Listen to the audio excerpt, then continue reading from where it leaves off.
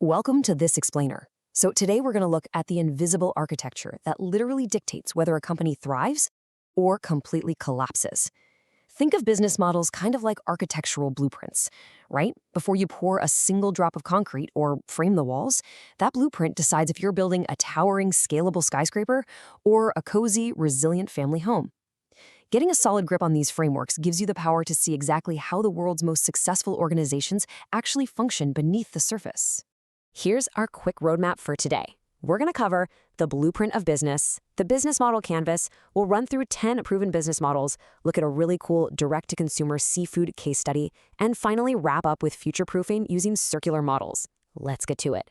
Section 1, the blueprint of business. Let's dive right in by defining what a business model actually is at its core. You know, it's a term thrown around in literally every boardroom, but pinning down the true definition is absolutely crucial.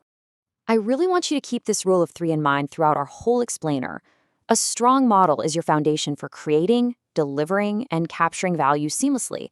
It's not just a pricing strategy, right? It's your entire holistic plan for making money and keeping that income rolling in over time. Honestly, if a company fails at just one of these 3 pillars, like say they create amazing value but just can't figure out how to capture it financially, the whole shebang falls apart. Choosing the right framework early on is just essential. And why is that? Well, because it stops you from wasting your absolute most precious resource, which is time. When your blueprint is rock solid, it perfectly aligns your marketing, your operations, and your pricing with your long-term vision. It makes sure your product is super accessible, your revenue stays consistent, and you've actually got built-in mechanisms to expand and adapt whenever market trends shift. Section 2, the business model canvas. Now, abstract theory is great and all, but how do we actually visualize this massive blueprint on just a single piece of paper? Enter the business model canvas. This was introduced by Alexander Osterwalder back in 2005, based on his PhD research. And this visual chart helps organizations literally map out the complex DNA of how they operate. It's a real game changer because it moves us away from those dense 50-page business plans into something that's dynamic, highly visual, and actually actionable.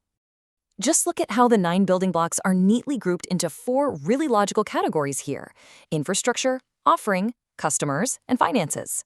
By laying it all out like this, leaders get this complete matrix of potential trade-offs. You can instantly see how tweaking your value proposition might totally force a change in your cost structure, and you can do it all without getting completely lost in the weeds. Section 3, 10 proven business models. Let's do a quick rapid fire through 10 proven frameworks that companies are using today to fill out those exact building blocks. You know, you don't always have to reinvent the wheel. Sometimes you just gotta choose the right tires. First up, the classic product versus service divide.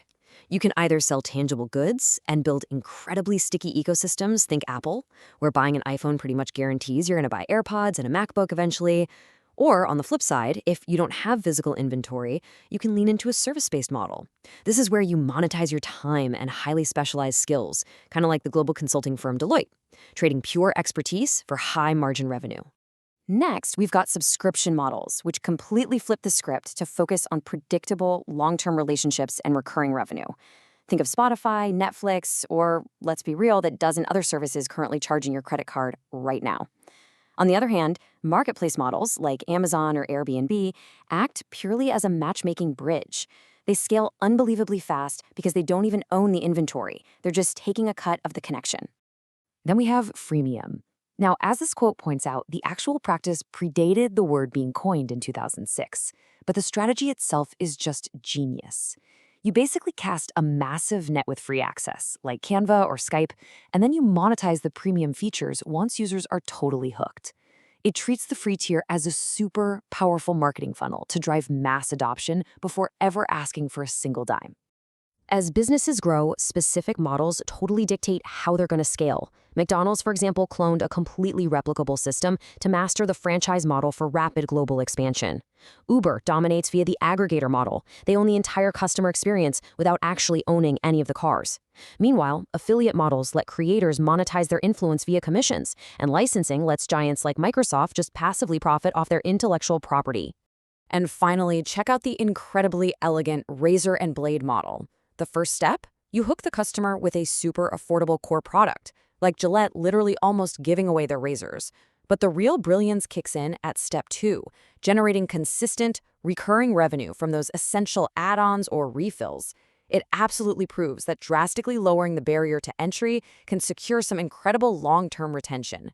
Section 4, Case Study, Direct-to-Consumer Seafood. Okay, so how do these theoretical concepts actually transform a traditional super complex industry? Well, let's take a look at the global seafood supply chain. A 2021 study by the nonprofit Future of Fish explored exactly how direct-to-consumer or D2C models are completely riding the wave of e-commerce to reshape the entire seafood industry. The pandemic massively accelerated all of this, basically pushing fishers, processors, and distributors to bypass those traditional wholesalers and connect straight with the end buyer. Applying that business blueprint thinking we just talked about, their report distills 4 really distinct D2C models. You've got grassroots, which are these hyper-local, fisher-driven catch-of-the-day setups. Then there's the membership model, which if you think about it, is essentially just the subscription model we discussed earlier, but applied to fishers. Fishmonger 2.0 blends small physical shops with home delivery. And Brand Direct sees these massive processors launching their very own e-commerce site. Now, what's really interesting here is how the Brand Direct model actually functions in practice. Just look at this gorgeous meal kit box. It packages and delivers flexible, value-added portions straight to your door. It totally shifts the value proposition from just, buying raw fish to experiencing a curated, easy-to-cook meal. It creates a completely different customer relationship. Now, why does all this matter? It's all about the massive positive ripple effect it creates. By bringing these historically opaque mid-chain actors into the public eye, D2C models are practically forcing better traceability to satisfy consumer demand. Plus, they're leveraging new delivery logistics to open up access to nutritious seafood right in the middle of urban food deserts. It just goes to show how business model innovation can actively drive both sustainability and equity. Section 5, Future-Proofing with Circular Models. For our last stop today, let's zoom back out and look at an academic paradigm that is completely redefining long-term business survival across the board, the circular economy. Notice our rule of 3 popping up again here: create, deliver, and capture value. But a circular business model totally shifts the core goal. Instead of aiming for pure linear profit maximization, it strives to reduce environmental and social costs, keeping materials in productive use and effectively eliminating waste from the equation entirely. It's a huge mindset shift. So instead of simply extracting natural resources, using them once, and just trashing them, these sustainable models generate revenue completely differently. They use inputs that are 100% renewable, recyclable, or biodegradable. They shift the focus from selling physical objects to actually providing access and performance, turning products into services. And by designing for extreme durability, repairability, and modularity, they extend the product's value and literally restructure the whole system from the ground up. So as you think about how you're going to create, deliver, and capture value in your own endeavors, I really want you to ask yourself, which of these blueprints matches your ultimate vision for the future? Are you building a temporary tent, or are you drawing up the plans for a resilient, circular skyscraper that's going to stand the test of time? Keep that question in the back of your mind as you map out your own canvas. Thanks so much for joining me on this explainer, and I'll catch you next time.